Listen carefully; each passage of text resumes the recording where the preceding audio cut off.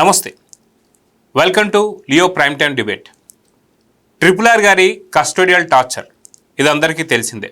దీనిపైన ఇప్పుడు విచారణ జరుగుతూ వస్తుంది.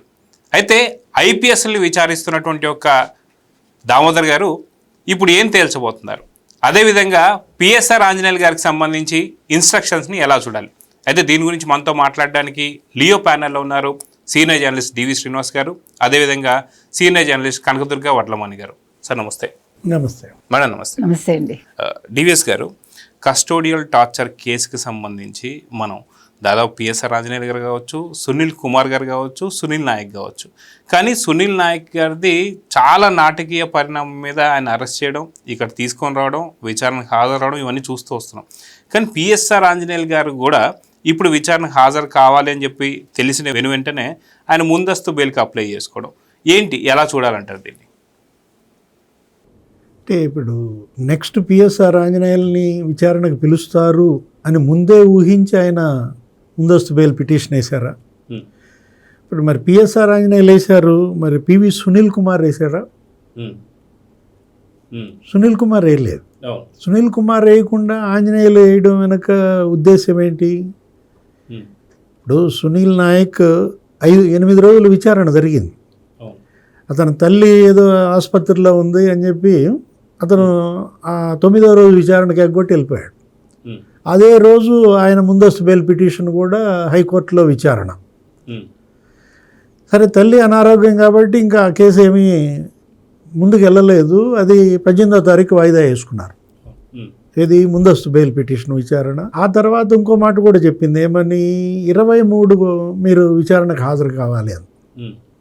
ఎవరిని? సునీల్ నాయక్ని.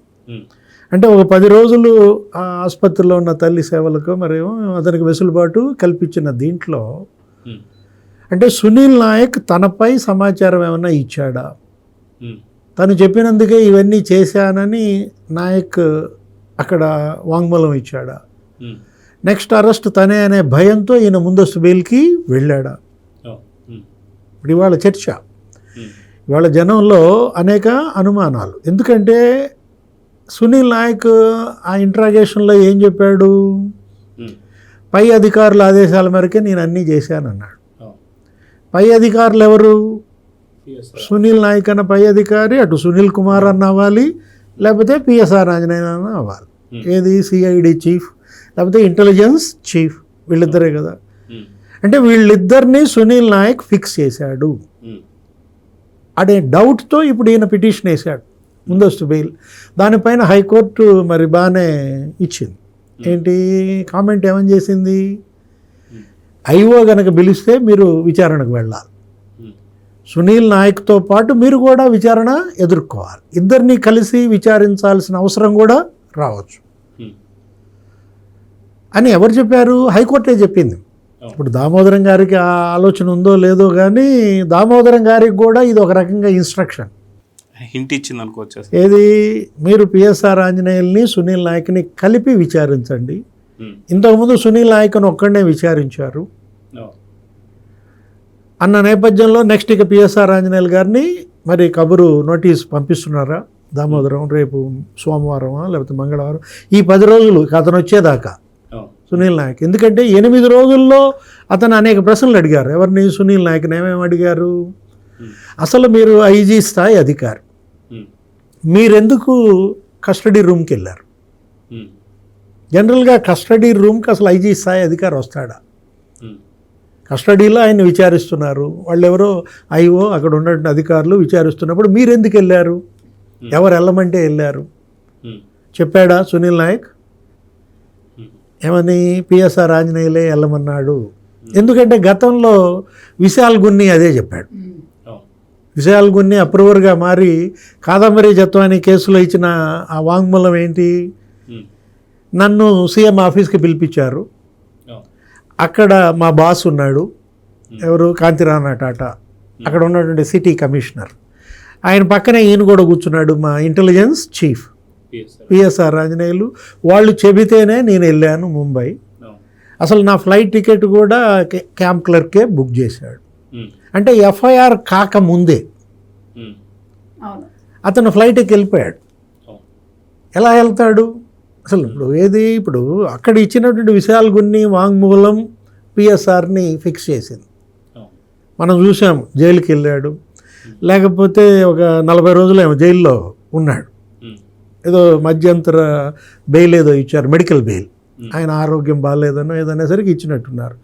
అంటే పిఎస్ఆర్ ఆంజనేయులు ఇవాళ అనేక కేసుల్లో ఇవాళ మొత్తం అతను ఒక దిగ్బంధనం. ఒక కేసు కాదు, అటు కాదంబరి జత్వాని కేసు, ఇటు ఇప్పుడు ఈ రఘురామకృష్ణరాజు చిత్రహింసల కేసు, లేకపోతే ఆ లిక్కర్ మాఫియా కేసులో కూడా ఉన్నాడు. ఆ లిక్కర్ మాఫియా కేసులో ఈయన పైన ఎలిగేషన్స్ ఏంటి? ఒకే రోజు 60 ఫోన్ కాల్స్. ఎవరితో? అక్కడ ప్రధాన నిందితుడు కేసిరెడ్డి రాజుతోనా? అప్పుడేంటి, ఈయన అసలు ఒక శిక్షణా శిబిరం ఏదో పెట్టాడా? ఈ సస్పెన్షన్లో ఉన్నప్పుడు ఈ 20 నెలలు ఒక తర్ఫీదు కేంద్రం అనాలా? అరెస్ట్ అయిన వాళ్ళందరికీ ఈయనే శిక్షణ ఇస్తున్నాడని ఏం చెప్పాలి, ఏం చెప్పకూడదు, ఈ సమాధానం చెప్పండి, ఆ సమాధానం చెప్పండి అంటూ నిందితులందరికీ ఈయన తర్ఫీదు ఇచ్చినట్టుగా మనం మీడియాలో కూడా చూసాం. ఈయన పైన అనేక ఆరోపణలు వచ్చింది దాంట్లో. అది తెలీదు, గుర్తు లేదు, మర్చిపోయిన స్క్రిప్ట్ అనేది పిఎస్ఆర్ ఆంజనేయులు గారు ఇచ్చారన్నట్టు. ఇదే కదా, అదేంటి అసలు మనం అంటోంది అదే. 60 సార్లు కేసిరెడ్డి రాజుతో ఒకే రోజు ఆయన మాట్లాడాడంటే నిందితుడితో, లిక్కర్ కేసు ఛార్జ్షీట్లో అది కూడా ఉంది. నెక్స్ట్ ఇప్పుడు ఇదేది ఏపీపీఎస్సీ కేసు, అందులో ఆయన హైకోర్టు ఆదేశాలనే ధిక్కరించాడు. ఏది హైకోర్టు ఇప్పుడు అది డిజిటల్ వాల్యుయేషన్ లేకపోతే మాన్యువల్ వాల్యుయేషన్, అక్కడ అభ్యర్థులు కోర్టుకి వెళ్ళారు. ఏమని, మాకు ఇచ్చిన నోటిఫికేషన్లో డిజిటల్ వాల్యుయేషన్ లేదు, మీరు ఎలా డిజిటల్ వాల్యుయేషన్ చేస్తారు అంటే హైకోర్టు అట్లయితే మాన్యువల్ వాల్యుయేషన్ కూడా చేయండి అంత. మాన్యువల్ వాల్యుయేషన్ ఇతను ఒక ప్రహసనంగా మార్చాడు. హాయ్లాండ్లో దిద్దిచ్చింది ఎవరితో? ఆ బండిల్స్ వేసుకొచ్చినట్టు ఆటో డ్రైవర్ భార్యతో, లేకపోతే అక్కడ ఉన్నటువంటి కుక్, టీ పెట్టేటటువంటి మహిళ హాయ్లాండ్లో, ఇంకెవరెవరో ప్రైవేట్ టీచర్స్తో, గుడివాడాడు, విజయవాడాడు, వాళ్ళందరికీ ఏదో రోజుకి ఇంత అని చెప్పి ఇచ్చి దిద్దిచ్చారని, అదేదో అవే మార్కులు మళ్ళీ వేసారంటూ ఇవాళ 6800 మంది అభ్యర్థుల జీవితాలతో ఆడుకున్నాడు. దాంట్లో దోషి. ఆ కేసులోనే అరెస్ట్ అయ్యాడు అతను. ఎవరు? ఆ దాత్రి మధు. ఇట్లా ఇన్ని కేసులు ఈయన ఎందుకు ఇంత నిందితుడిగా మారాడు? అసలు ఏంటి, డీజీ కావాల్సినాడు, పోలీస్ బాస్ కావాల్సినాడు, ఇవాళ మరి క్రిమినల్గా మారి పోలీసులతోనే విచారణ ఎదుర్కొనే పరిస్థితికి దిగజారంటే బాధపడాలా, సిగ్గుపడాలా?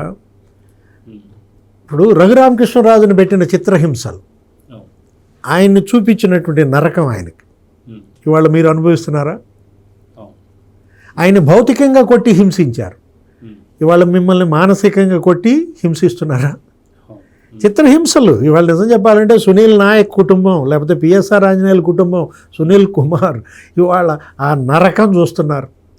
ఏది, ఈ విచారణలు వీటన్నిటిని ఎదుర్కొంటూ కర్మ బూమరాంగ్సా? అంటే దేన్నైనా తప్పించుకోవచ్చు, నువ్వు ఏ శాపమైనా నువ్వు తప్పించుకోవచ్చు, కానీ ఇవాళ కర్మ ఫలితం అనుభవించక తప్పదు. అంటే ఈ అన్ని కర్మలకి మెయిన్ సూత్రధారి జగన్ అని చెప్పి ఇప్పటికన్నా వాళ్ళు అర్థం చేసుకున్నారా, లేదంటే ఏం చెప్తారు సార్? అంటే ఇదంతా కూడా జగన్మోహన్ రెడ్డి కళ్ళల్లో ఆనందం చూడటం కోసమే చేశారా? ఇప్పటికీ ఆయన ఆనందంగానే ఉన్నాడే. ఇప్పుడు మీ కళ్ళల్లో భీతిని చూసి జగన్మోహన్ రెడ్డి ఆనందిస్తున్నాడా? అది అంటే ఇప్పుడు ఈ పరిస్థితికి ఎవరు కారణం? మీరే కదా. ఇప్పుడు స్వయంకృత అపరాధాలు. ఆ రోజు ఏంటి, అధికారం పర్మనెంట్ అనుకున్నారు, మరో 30 ఏళ్ళు మరి అతనే ముఖ్యమంత్రి ఉంటాడన్న భ్రమల్లో పోయి ఎవడికాడు నన్ను డీజీ చేస్తాడు, నన్ను అప్పటి ఆ సీట్లో కూర్చోబెడతాడన్న ఒక భ్రాంతిలో ఇవాళ నేరాల మీద నేరాలు చేశారు, దాని ఫలితం అనుభవిస్తున్నారు. ఇప్పుడు ఏదో నాగబాబు ఆ మధ్య ఏదో మాట్లాడాడు, ఈ కర్మ గురించి మాట్లాడుతా, కర్మ అంట క్యాన్సర్ కన్నా డేంజర్ అంట. అదే mega brother MLC Janasena Nagababu, కర్మ క్యాన్సర్ కన్నా డేంజర్, క్యాన్సర్ కన్నా చికిత్స ఉందేమో కానీ కర్మకి చికిత్స లేదు.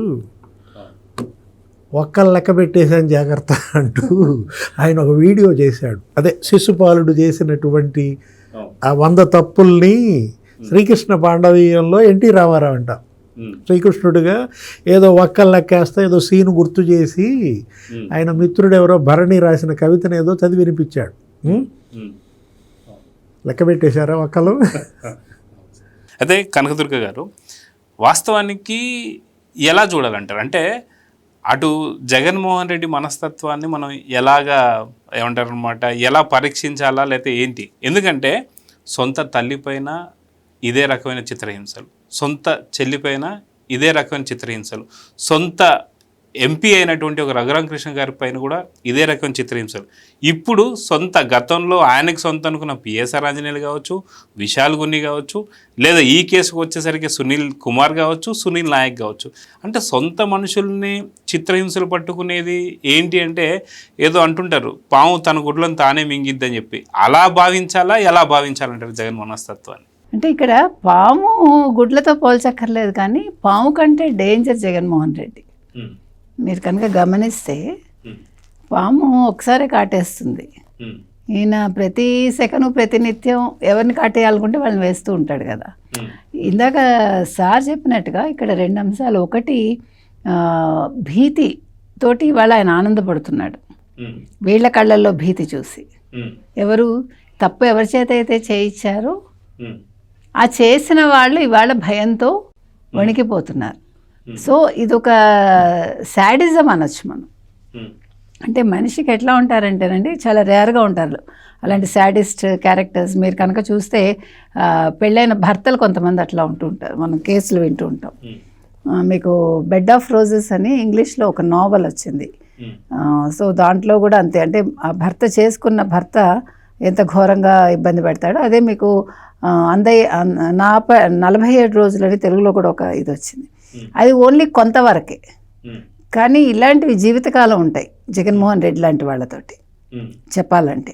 అంటే మీరు ఇందాక అన్నట్టుగా అసలు ఇప్పుడు ఇందాక సార్ క్లియర్గా చెప్పారు మన డివిఎస్ గారు, ఏంటి అసలు విశాల్ గున్ని కావచ్చు, పిఎస్ఆర్ ఆంజనేయులు కావచ్చు, సునీల్ కుమార్ కావచ్చు, సునీల్ నాయక్ కావచ్చు, మీకేం కర్మ? ఇప్పుడు ఏదో ఆఫ్టర్ ఆల్ ఒక పదవి కోసం ఎలాగా కాదండి. ఇప్పుడు మనం ఒక ఉన్నత స్థాయికి వచ్చాక మనకి ప్రమోషన్స్ ఆటోమేటిక్గా కొన్ని వస్తాయి. ఆ ప్రమోషన్స్ కోసం మనం ఎదురు చూడటం ఏంటి? వాడెవడో వేసే ఒక ముష్టి కోసం మనం నిన్న కూడా మనం అనుకున్నాం, ఇంత బాగా చదువుకొని మీరు ఒక పొజిషన్కి వచ్చాక ఇప్పుడు ఏంటి చేస్తున్నారు మీరు? ఇవాళ భయంతో, అంటే మీరు భయపెట్టాల్సిన మీరు భయంతో వణికిపోతున్నారు. దొంగల్ని భయపెట్టాల్సిన పోలీసులు ఇవాళ ఇంకా దొంగ కనీసం వాడి సర్లేండి ఒక్కటే నేను దొంగతనం చేశాను వాడు ధీమాగా ఉంటాడు, అవునా కాదా? వాడు ఆ దొంగతనం కేసులో వాడు పట్టుబడతాడు, జైలుకి వెళ్తాడు, వస్తాడు, వాడు హ్యాపీగా అన్నం తిని పడుకుంటాడు. వాడికి ఫర్దర్గా దాని గురించి చింత ఉండదు. కానీ ఇది జీవితకాలం క్యారీ ఫార్వర్డ్ అవుతుంది. అది ఈ క్యారీ ఫార్వర్డ్ అవ్వడం వీళ్ళతో ఆగదు, వీళ్ళ భార్య, వీళ్ళ పిల్లలు, కుటుంబం మొత్తం అనుభవించాలి. ఇప్పుడు డబ్బు ఒక్కటే మనిషికి అనుకుంటే కుదరదు కదా. డబ్బు సంపాదించుకుని ఉండొచ్చు మీరు అక్రమంగా, ఒక పదవి సంపాదించుకుని ఉండొచ్చు, కానీ చేసిన తప్పులకి శిక్ష.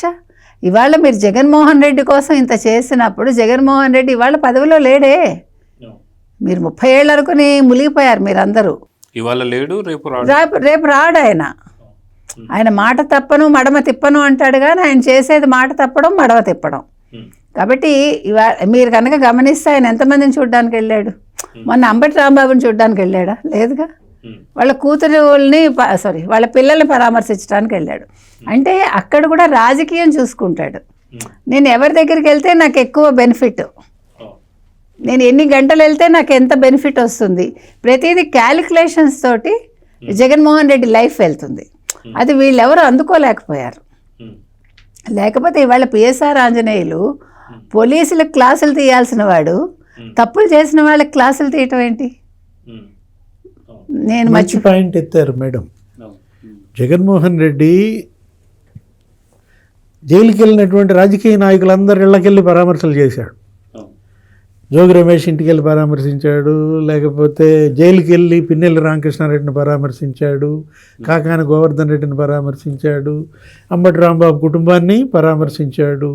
తన కోసం జైళ్ళకి వెళ్ళినటువంటి ఐఏఎస్లు ఐపీఎస్లు ఒక్కడిని పరామర్శించలేదు.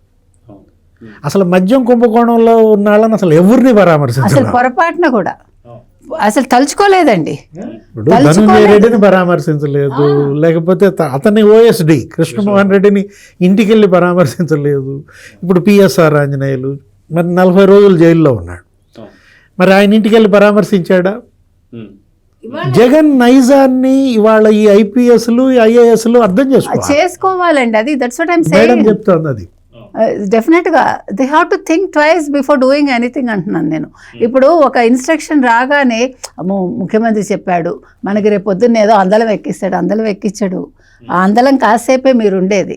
ఇప్పుడు ఏమవుతుందంటేనండి ఆ మనిషి సైకాలజీ, ఇప్పుడు మొన్నే ఒక ముఖ్యమంత్రి పిలిచారు అనుకుందాం, మనకేమవుతుంది ఇక్కడ నేనేదో చాలా గాల్లో తేలిపోయి ఉంటానన్నమాట.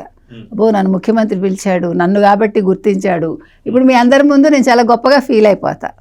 వెళ్ళాక కాసేపు మర్యాద నాకు ఉంటుంది అనుకుందాం. నెక్స్ట్ రేపు ఏమవుతుంది, తేడా వచ్చింది అనుకోండి, మీ ముందు నేను తలెత్తుకుని తిరగలేను. ఆ విషయాన్ని మనం మర్చిపోతున్నాం.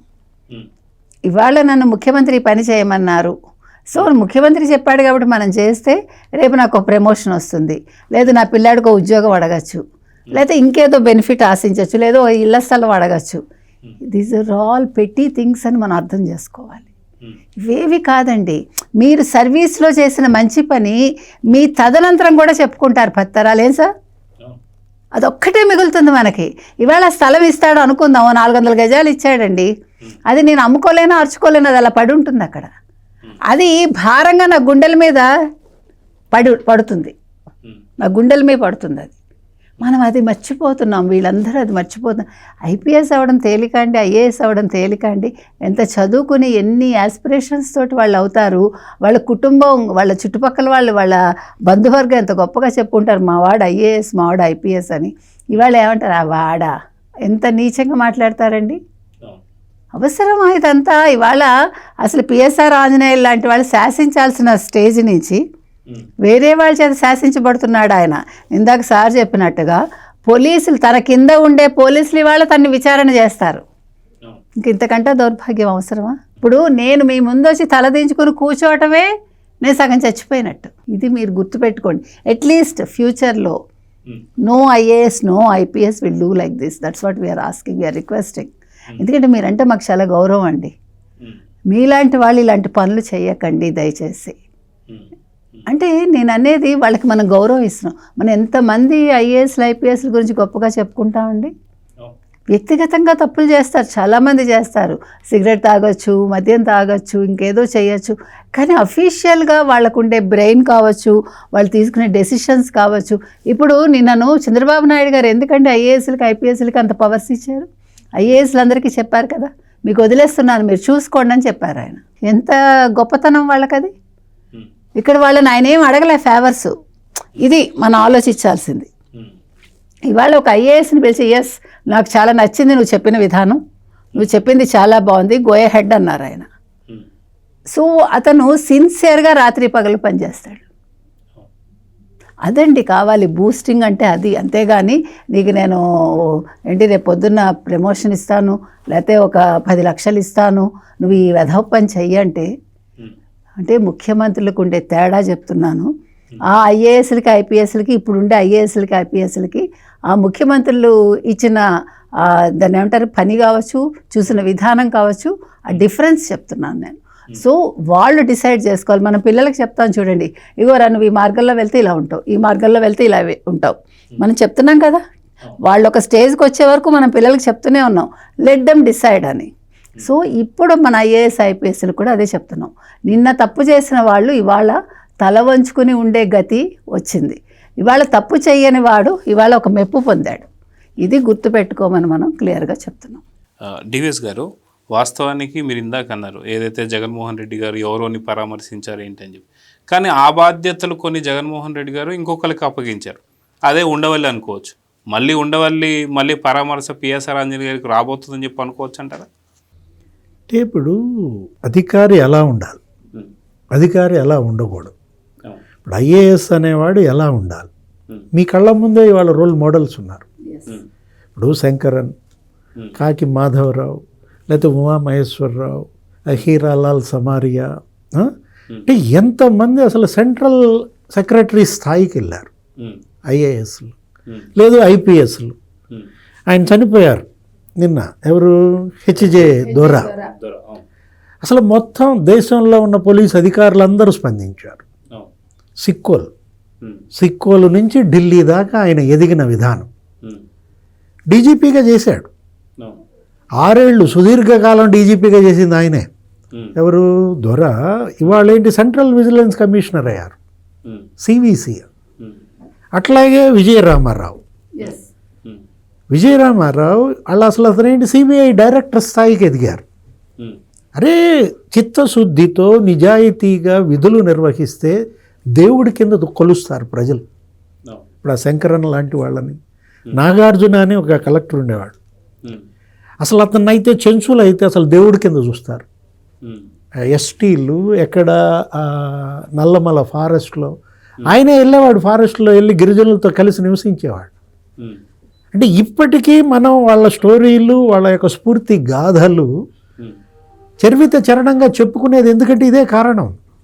ఇప్పుడు ఉమేష్ చంద్ర విగ్రహం అదే నేను చెప్పబోతున్నా. ఇక్కడ మీరు హైదరాబాద్లో ఉంటుంది, తెనాల్లో ఉంటుంది. అసలు వ్యాస్ పేరు మీదే ఒక సెంటర్, అవునండి, ఒక కాంప్లెక్స్, వేదవ్యాస్. అంటే ఇప్పుడు ఒకటి, అంటే మీరు నిజంగా విధి నిర్వహణకి కట్టుబడి మీ ప్రతిజ్ఞకి న్యాయం చేస్తే, ఆ రోజు ముస్సోరీలో మీరు తీసుకున్న ఓత్, ఐపీఎస్ అంటే ఏంటన్నా, ఎస్ అంటే ఏంటి, సర్వీస్, సేవ. ఐఏఎస్ అంటే ఏంటి, ఎస్ అంటే ఏంటి, సర్వీస్, అడ్మినిస్ట్రేటివ్ సర్వీస్, లేకపోతే పోలీస్ సర్వీస్, లేకపోతే ఫారెస్ట్ సర్వీస్. అసలు ఈ సర్వీస్ సేవ చేయడానికని మీరు వచ్చి ఓతు తీసుకుని మీరు ఇప్పుడు ఇవాళ ఏం చేస్తున్నారు, ఒక కళంకంగా, ఏది వ్యవస్థకే వీళ్ళొక రాసపుండుగా మారారు. అదే అంటోంది, క్యాన్సర్గా మారారు. ఏం చేస్తే అది తొలగిపోతుంది, ఇక ఆపరేషన్, శస్త్రచికిత్స తప్ప ఇంకా దీనికి మార్గం లేదు. అది కదా ఇవాళ న్యాయస్థానాలు చెప్తాంది. వాళ్ళ ఆయన 91 బ్యాచ్ పిఎస్ఆర్ ఆంజనేయులు డీజీపీ కావాల్సినాడు, 40 రోజులు జైల్లో ఉన్నాడు. ఎందుకు, ఎవరి కోసం, ఎందుకు? జగన్మోహన్ రెడ్డి నిన్ను వాడుకున్నాడా, నువ్వు జగన్మోహన్ రెడ్డిని వాడుకున్నావా? కనపడుతుంది మన కళ్ళకి. జగన్ అతని పాలసీ, అతని విధానమే యూజ్ అండ్ త్రో. ఐపీఎస్లో వాడుకున్నాడు, వదిలేశాడు. కనీసం జైళ్ళకి వెళ్ళిన వాళ్ళని, బయటకు వచ్చిన వాళ్ళని పరామర్శించిన దిక్కు లేదనమాట. అంటే ఇప్పుడు మనం అంటోంది అదే. ఇవాళ సునీల్ కుమార్ ఈ కేసులో A1, రఘురామకృష్ణరాజు చిత్రహింసల కేసు. అరే, అతను ఒక పార్లమెంటు సభ్యుడే. అతన్ని ఆ రోజు ఆయన పుట్టినరోజు నాడే బలవంతంగా కిడ్నాప్ చేసి తీసుకొచ్చి చిత్రహింసలు పెట్టారు. అరే, ఇప్పుడు ఏంటి, అసలు బెడ్ ఇరిగిపోయింది, రెక్కలు విరిచి కట్టి అరికాళ్ల పైన బెల్టులతో, రబ్బరు లాఠీలతో చిత్రహింసలు పెట్టారు. ఒక బైపాస్ సర్జరీ చేయించుకున్నాడు 3 నెలల క్రితం. గుండెల మీద కూర్చున్నారు. తులసిబాబులా అంటాడు. కొట్టడం, నడిపీయటం, నడవలేని స్థితికి వచ్చేదాకా కొట్టారు. అది పోలీసింగా? అదేంటి, అది ఎంక్వైరీయా? అది ఉన్మాదం, అది రాక్షసత్వం అన్నమాట. అంటే జగన్ రాక్షస క్రీడ. ఇవాళ బాధితుడు రఘురామకృష్ణరాజు, మీరు ఇవాళ బాధితులయ్యారు.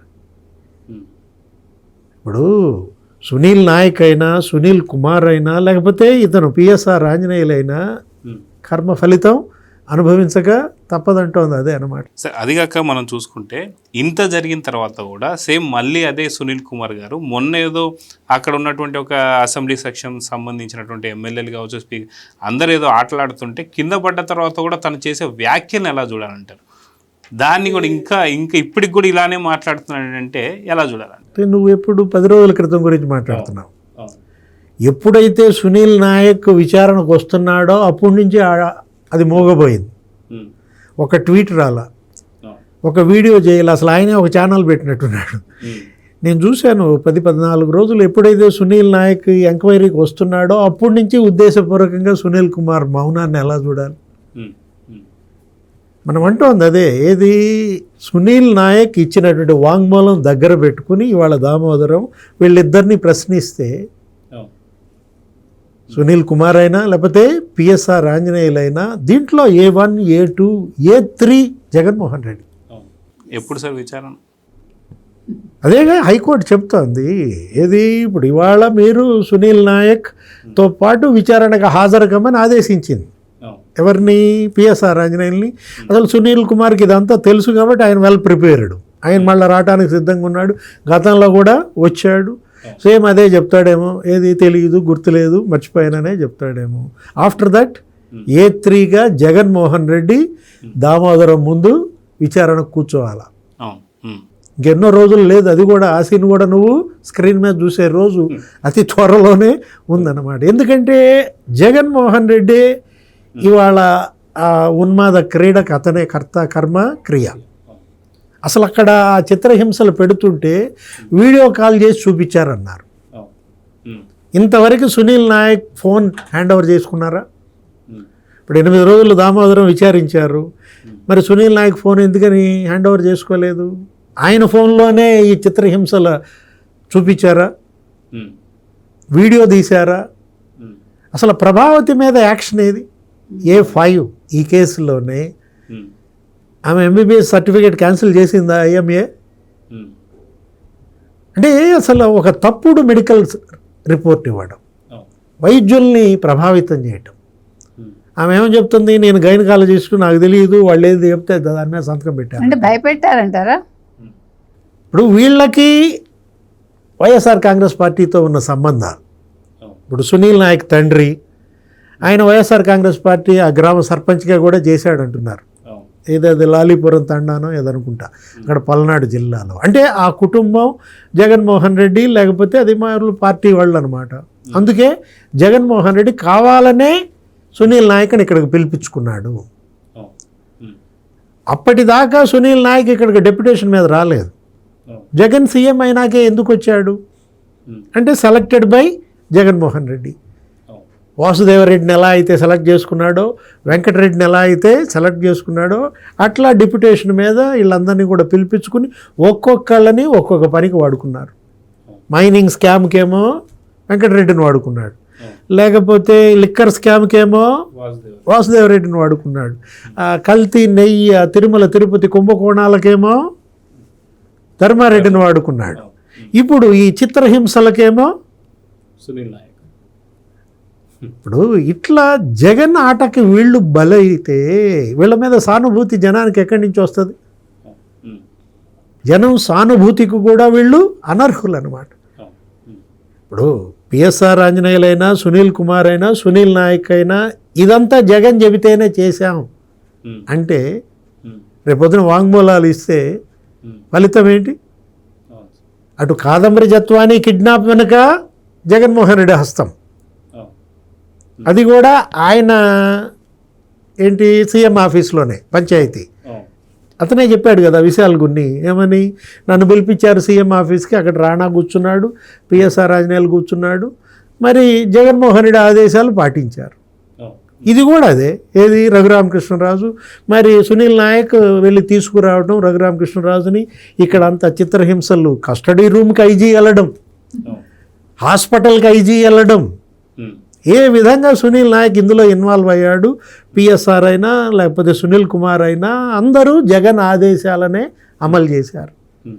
అంటే అటు కాదంబరి జత్వాని చిత్రహింసలు, ఇటు రఘురామకృష్ణరాజు చిత్రహింసలు, ఇక పులకేసి, ఎన్నో పులకేసి, 7వ పులకేసి, పులకేసి. కనకదుర్గ గారు, వాస్తవానికి సునీల్ నాయక్ గారి పొజిషన్ అనేది చాలా పెద్ద పొజిషన్. అటువంటి అతన్ని కూడా సీన్ రీకన్స్ట్రక్షన్ చేస్తానికి తీసుకొని వెళ్ళి రీకన్స్ట్రక్షన్ చేశారు అంటే ఎంత ఘోర అవమానం అని చెప్పి అనుకోవాలి. అదేవిధంగా ఇప్పటిదాకా డివిఎస్ గారు చెప్తున్నట్టు A3 జగన్మోహన్ రెడ్డి రాకెప్పుడు, పిలుపు ఎప్పుడు అంటే ఏం చెప్తారు? మీరు రికన్స్ట్రక్షన్ గురించి మాట్లాడుతున్నారు. 9వ రోజు ఆయన హాజరు కాలేదు. మనకు గుర్తుంటే అవినాష్ రెడ్డి కూడా తల్లిని అడ్డు పెట్టుకున్నాడు. అంటే ఇలా మాట్లాడొచ్చో లేదో నాకు తెలియదు కానీ బట్ స్టిల్ తల్లికి నిజంగా బాగలేదా, అడ్డు పెట్టుకున్నారా, భయపడ్డా? ఎందుకంటే విచారణ విషయంలో అనుమానపడడం తప్పులేదు. ఎందుకంటే గతంలో అవినాష్ రెడ్డి గారు కూడా సేమ్ ఇదే విధంగా సిబిఐ అరెస్ట్ చేస్తానికి వస్తున్నప్పుడు కర్నూలులో అంతే దాకుండా చాలా పెద్ద ఇది చేశారు. కాకపోతే ఇక్కడ సునీల్ కుమార్ ఎంత గొప్పది, అమ్మ గొప్ప సార్. అమ్మ నిజంగా అరెస్టులను కూడా ఆపే అమ్మ ఎంత గొప్పది కాదు సార్. కన్నడంలో ఎంత కష్టపడుతుందో అరెస్ట్లు ఆపడంలో కూడా అంతే కష్టపడుతుంది. ఇవాళ చాలా బాధాకరమైన విషయం, ఆడవాళ్ళని ఈ రకంగా వాడుకుంటుంటే తల్లుల్ని. పెంచేటప్పుడు కొద్ది కష్టపడి ఉంటే ఇబ్బంది లేదు, వాళ్ళు కరెక్ట్గానే పెంచుంటారండి. ఈ మాయలో పడ్డారు, జగన్ మాయలో పడ్డారు. దాన్ని ఇందాక సార్ చెప్పినట్టుగా ఇక్కడ కొన్ని వాళ్ళు ఇన్విటబుల్ అంటాం చూడండి, అట్లా అయి ఉండొచ్చు. నిజంగా సునీల్ నాయక్ ఫస్ట్ ఇట్లా ఊహించి ఉండడు. కానీ ఇప్పుడు మీకు ఇందాక నేను చెప్పా చూడండి, ఇప్పుడు ఒక జగన్మోహన్ రెడ్డి ఒక ముఖ్యమంత్రి మిమ్మల్ని పిలిచారనేసరికి మీరు ఎలా ఉంటారు? గాల్లో తేలుతూ ఉంటారు. ఆ తేలడంలో వాళ్ళు ఏం చెప్పినా వీళ్ళు బొర్రు ఊపేస్తారు. మీరు ఎన్నో సినిమాలు చూసి ఉంటారు కదా. ఇక్కడ 2 రకాలు, ఒకటి సైకలాజికల్గా మిమ్మల్ని లొంగ తీసుకోవడం. నీ అంతటి వాడు లేడు అంటే మీరు పడిపోతారుగా. అవును కదా, నిన్నే ఎన్నుకున్నాను సునీల్ అని అన్నారు అనుకోండి జగన్మోహన్ రెడ్డి, ఇంకా అతను వెనక ఉంటాడా చెప్పండి మీరు. అందుకని ఇది ఒక సైకాలజీ నన్ను అడిగితే. అంటే వాళ్ళని పడగొట్టడం కూడా పూర్తిగా అతనికి అయిష్టం ఉండొచ్చు ఫస్ట్లో, తర్వాత నెమ్మదిగా అయిష్టం నుంచి ఇష్టానికి వస్తాడు. ఇంకా తర్వాత అలవాటు అయిపోతుంది. ఏదైనా అంతే కదండి. మొదటి దొంగతనానికి స్కామ్లో దిగిన తర్వాత మొదటి దొంగతనమే మనకి భయం అంతే. రెండో సర్లే పట్టుబడతామా చూద్దాం, పట్టుబడితే మూడోది పట్టుబడ్డామా ఏముంది జైలుకి వెళ్ళడం కదా. అట్లా సైకాలజీ మనం మార్చేసుకుంటాం, అది మనిషి నైజం అది. సో ఈ నైజంలో ఈ సునీల్ కుమార్ చిక్కుకున్నాడండి. ఇందాక సార్ చెప్పినట్టుగా మీరు ఒక్కొక్క చోట, నేను మీకు ఫస్ట్ నుంచి చెప్తున్నాను, వాళ్ళు 5 ఏళ్లలో వాళ్ళు ఎక్కడెక్కడ ఏం దోచుకోవాలని ఎలా ప్లాన్ చేసుకున్నారో, 5 ఏళ్లలో వాళ్ళు ఇంకొక ముఖ్యమైన పని ఏం చేశారంటే, నా ఉద్దేశం అయితే ఎక్కడెక్కడ ఎవరెవరిని ఏ వ్యక్తుల్ని మనం అఫీషియల్గా పెట్టుకోవాలి. ఇందాక సార్ చెప్పినట్టుగా ఒకదానికి వాసుదేవరెడ్డి, ముఖ్యమైన దానికి రెడ్డిని పెట్టాడు. మీరు అది కూడా గమనించుకోండి. మీరు అందులో కూడా వాళ్ళు చాలా బాగా తెలివిగా మనుషుల్ని పెట్టారు. మనకి డబ్బులు వచ్చే దగ్గర రెడ్లను పెట్టుకున్నాడు. ఇది తప్పుగా అనుకున్నా నాకు పర్వాలేదు, అక్కడ ఫ్యాక్ట్ అది.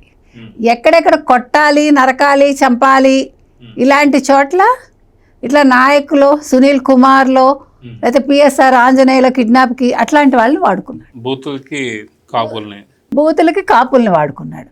సో చాలా చక్కగా ఆయన అంటే డిస్క్రిమినేషన్, క్యాస్ట్ డిస్క్రిమినేషన్ చేసుకుని, తర్వాత అడ్మినిస్ట్రేటివ్ డిస్క్రిమినేషన్ చేసుకుని ఇట్లా కేటగరైజ్డ్గా అందరినీ పెట్టుకోవటం జరిగింది. మీరు తప్పు చెప్పారండి.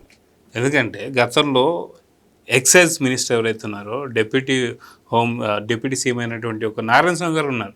కాకపోతే దాంట్లో మేడం చెప్పింది కొంత కరెక్టే. ఆయనకు ఓన్లీ 5 లక్షలు మాత్రమే సారీ, అది కూడా కరెక్టే. నారాయణ స్వామి గారికి 5 బార్లు ఇచ్చాడు ఆయన, అంతే కదా.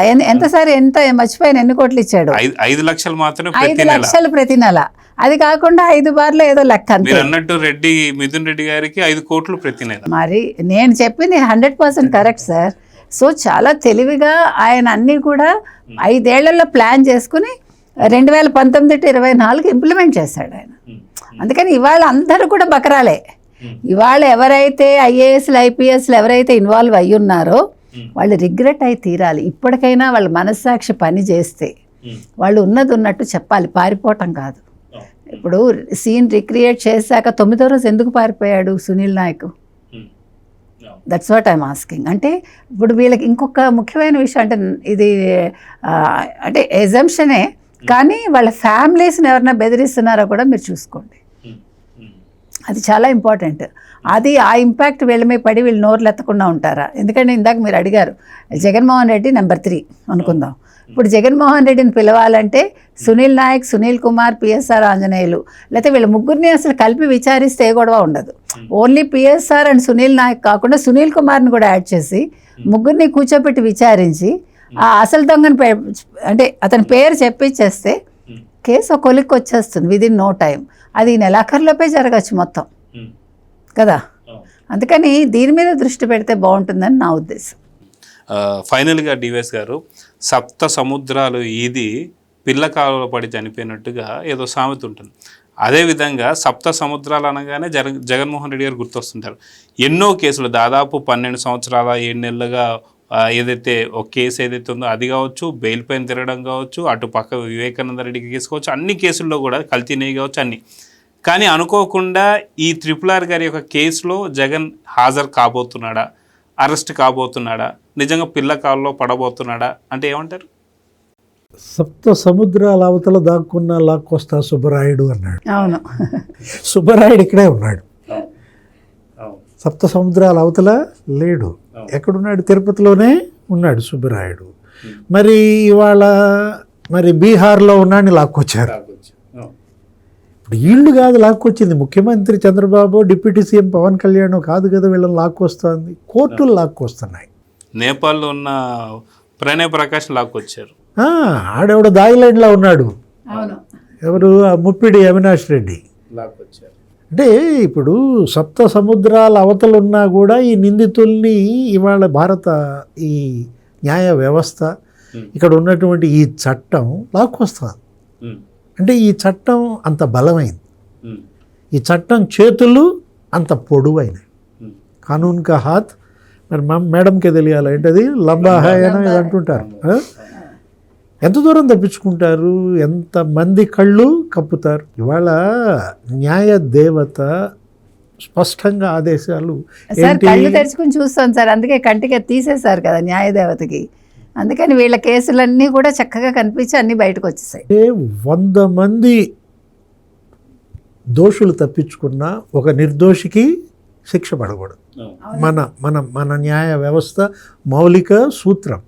దాన్ని అడ్డం పెట్టుకుని వీళ్ళు చూసావు కదా, హైకోర్టులతో సుప్రీంకోర్టులతో ఆడుతున్నటువంటి ఈ ఆట, ఎన్ని నెలలుగా సాగుతున్నటువంటి విచారణలు. ఇప్పుడు జగన్మోహన్ రెడ్డి ఆ సిబిఐ 11 కేసులు ఏమయ్యాయి, ఈడీ 9 కేసులు ఏమయ్యాయి. వాటి సంగతి ఎలా ఉన్నా కానీ ఇప్పుడు ఈ కేసులు, రఘురామకృష్ణరాజు చిత్రహింసల కేసు, అరెస్ట్ తప్పదా? మనకదే కనపడుతోంది. ఏంటి? స్పష్టంగా అటు లిక్కర్ కేసు వరుస పెట్టి ఇప్పటికి ఒక 17 మంది అరెస్ట్ అయ్యారు. అతనెవరో ఆ ముప్పిడి అవినాష్ రెడ్డి A7 దాకా 18 అనుకుంటా. అనిల్ చోక్రా వాడెవడో హవాలా వాడు. ఇప్పుడు జగన్మోహన్ రెడ్డి ఆ కేసులో అరెస్ట్ తప్పదా? దాంట్లోనే కదా జైలుకి వెళ్ళింది ఆయన. ఏంటి? ఆ OSD కృష్ణమోహన్ రెడ్డి, లేకపోతే ఆయన ప్రిన్సిపల్ సెక్రటరీ ధనుంజయ రెడ్డి, లేకపోతే ఈయనెవరు ఆ బాలాజీ గోవిందప్ప. అంటే లిక్కర్ కేసులు అయినా సరే, ఈ రఘురామకృష్ణరాజు ఈ చిత్రహింసల కేసు అయినా సరే, లేకపోతే ఆ నెయ్యి కేసు అయినా సరే, జగన్మోహన్ రెడ్డి మాత్రం జైలుకి వెళ్ళక తప్పదు.